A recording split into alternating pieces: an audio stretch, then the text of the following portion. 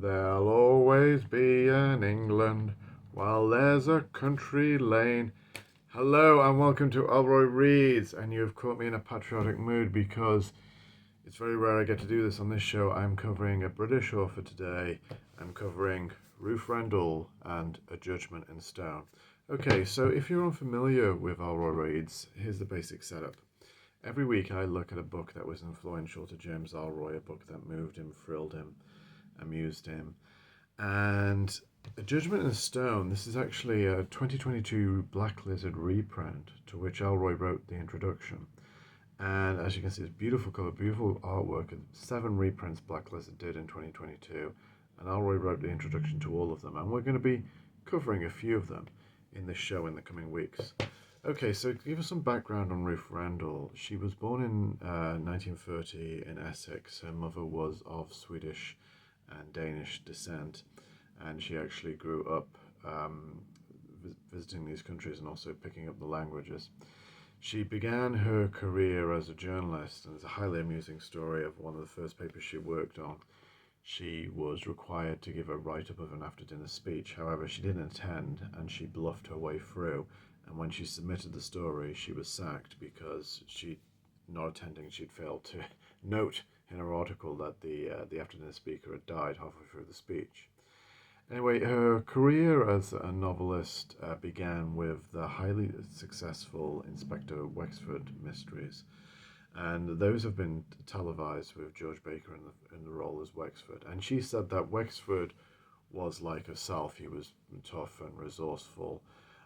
The big difference was their politics. She was a socialist, Ruth Rendell, and Wexford is a liberal Democrat.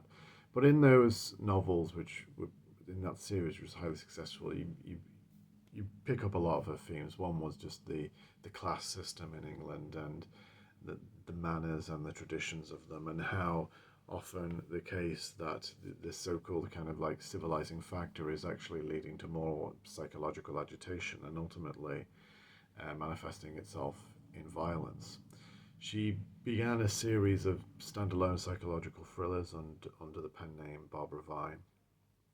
Her home life is completely shrouded in mystery, even still after her death. I don't think there's been a definitive biography of which I'm aware, but she married a Don Rendell, and Rendell is her married name. And at some point, that they had a son who's now a psychiatrist working in the US, and they divorced in the 1970s and then remarried 2 years later, and they stayed married until Don Rendell's death in 1999 of prostate cancer. In 1997, Ruth Rendell, who was by this time a multimillionairess, her novel sold 60 million copies, was made a life peer by the incoming Labour government. She sat on the Labour benches, so she was Baroness Rendell, and her good friend P.D. James was Baroness James, who sat on the Tory benches. And she was just a remarkably, successful and insightful novelist. Many films have been made and TV adaptations have been made of her work by such kind of highly regarded filmmakers such as Claude Chabrol, Pedro Almodovar. There's been a Bollywood version of one of her books. And A Judgement in Stone has been adapted twice for film. But let's look at the story. It's an inverted mystery. It begins at the beginning, it's at the end, and then goes backwards. So it begins by revealing that Eunice Parchman has murdered a family of 4 on Valentine's Day. And what's revealed in the investigation and then in the opening lines is that Eunice is illiterate. She cannot read or write, and she was basically the housemaid. She was employed by this family, the Coverdale family. And we then go backwards to find out what led her to this point. And we're reading it, and it seems like, first of all, it's very dryly described, and there's a lot of kind of English humor. There's one point where Eunice tries to abuse a woman rather unsuccessfully and says abuse is not her forte. The Coverdale family come across as very, very nice, but their problem is obviously they're well-to-do, they're upper middle class, And actually, when they're on the night of the murder, they're actually watching a televised version of a Glyndebourne opera. They try to help Eunice, and she cannot stand that. She cannot stand being patronized by them. But when we learn that she cannot read or write, we know that she's a bad egg because she commits blackmail and pretty much everyone she comes across, and she's committed a murder before. Now, I'm not going to reveal that much about other than that happened that other murder. It's very shocking. It's more shocking really than the family massacre. But of course, that one is more shrouded in mystery than this one, than the Coverdale massacre, because we know from the start that that's what happens, and everything is building up to that point. And Eunice's illiteracy is handled very, very well. In terms of we see the world through her eyes, and it's like one of those experiments where you're blind for the day or something, and you'd realize just how difficult life is to have a disability or just to have a serious illness or something like that. When you realize you are so restricted in your movements, Eunice cannot read train timetables or everywhere there's a newspaper or the Coverdale family have left written instructions for her, or there's posters, she feels threatened, and she actually hates the printed words so much.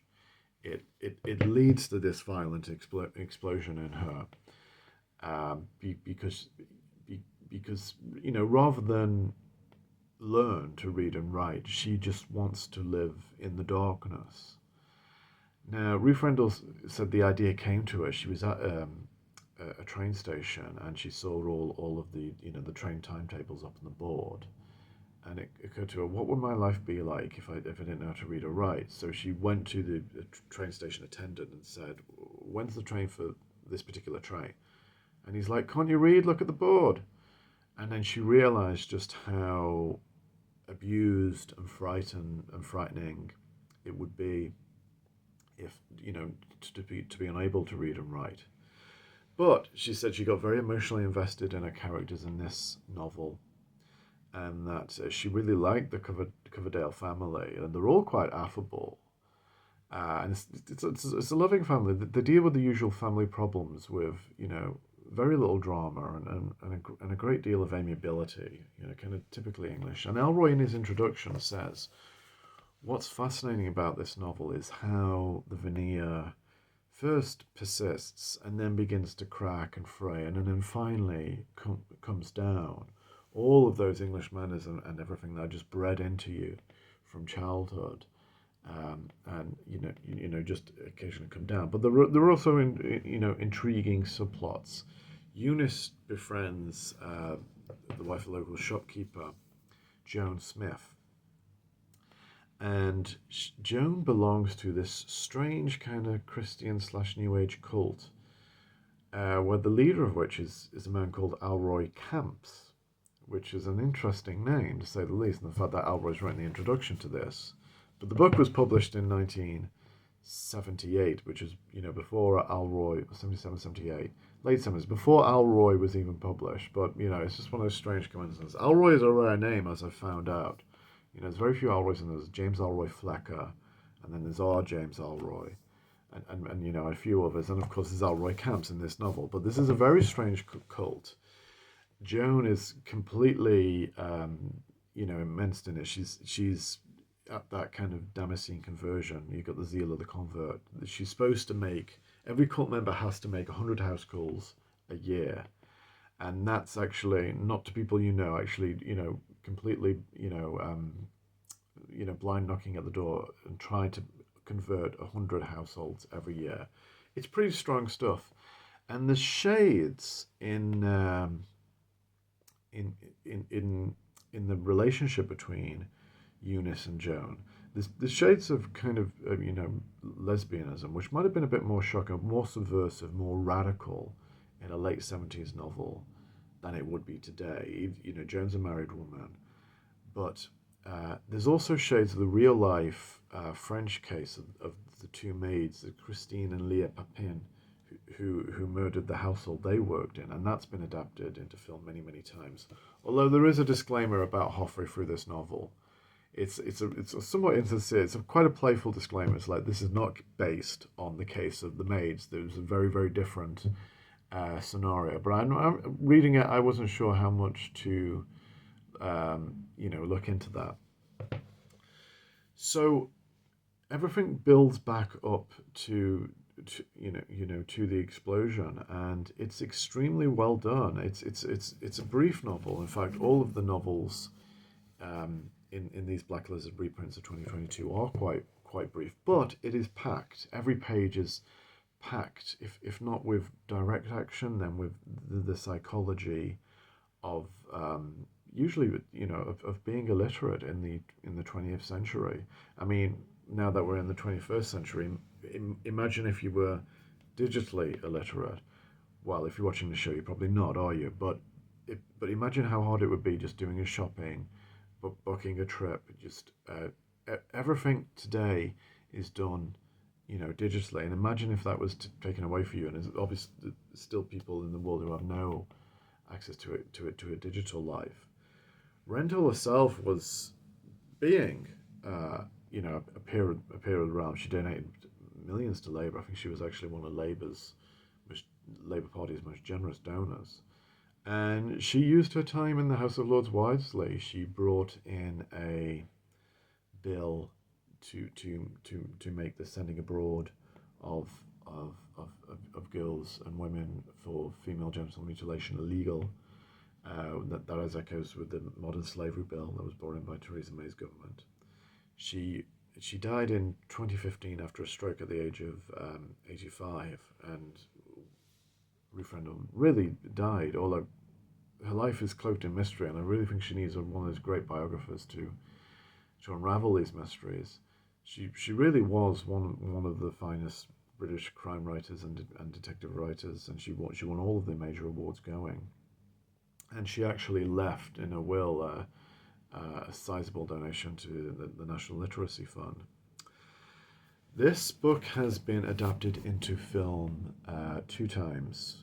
The first was a British film made in 1986, of which seems to have left almost no footprint whatsoever. I can't find a copy of it. However, there is an excellent 1995 film directed by Claude Chabrol, who was the expert in noir thrillers. He directed more than anybody else. And it's called The Ceremony. And it follows the story, very, very closely, although the action has moved to France, which makes the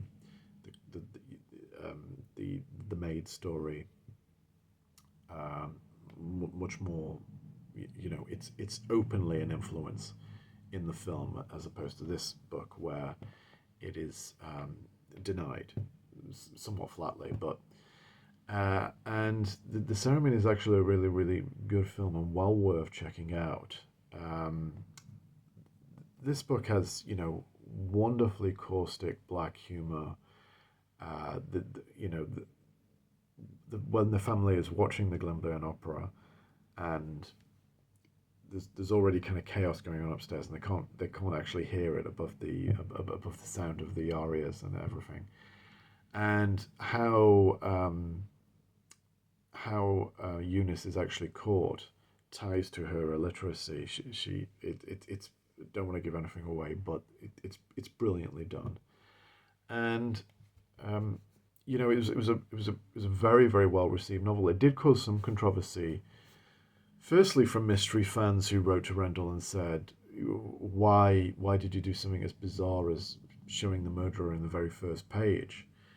She was trying something new. She was experimenting with a new style, what felt like a new style then, and it succeeds. And also, one or two sniffy critics who said, "What are you trying to say? Illiterate people are all murderers or whatnot?" And I think you can dismiss criticism like that today as as kind of clutching at straws. It's very, very good. So James Ellroy wrote the introduction to this novel, and it's a good introduction. It's short. It's interesting to hear his spin on it. Being an American is also a great Anglophile, and admiring this British writer and her dissection of the English class system. Ellroy told me when I was writing his biography, Love Me, Face and Danger, he only had one meeting with Ruth Rendell, and he winced at the memory of it because it was rather embarrassing. They were at a book fair in London, and they were on kind of adjoining desks signing books. And this was relatively early in his career, but by which time Rendell, who was much older than him, she was already kind of the queen of British crime fiction, whereas he was the up and coming guy, a lot of swagger, the demon dog persona, cock of the walk. And he was getting loads of people wanting to come for his autograph and get their book signed, and Ruth Rendell wasn't getting many at all. He was the star of the show, and he said, "Oh boy, did I play up to it! I was just making a lot of noise, showing off, showing her up."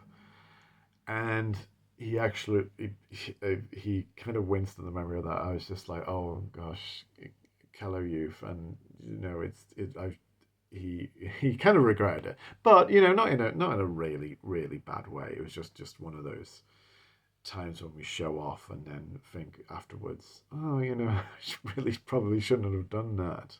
But then, funnily enough, he writes a very fine introduction to this novel and talks about how much he admires her writing. So many years later in 2022, I wonder if there was just an element of remorse there. But A Judgement is Stone is a very fine novel by a very fine novelist, and I hope you go out and read it and let me know what you think. And don't forget to hit that subscribe and hit that like button. That all helps the algorithm and helps me conquer the internet one view at a time. Okay, thanks for watching, and I'll see you next week. Bye bye.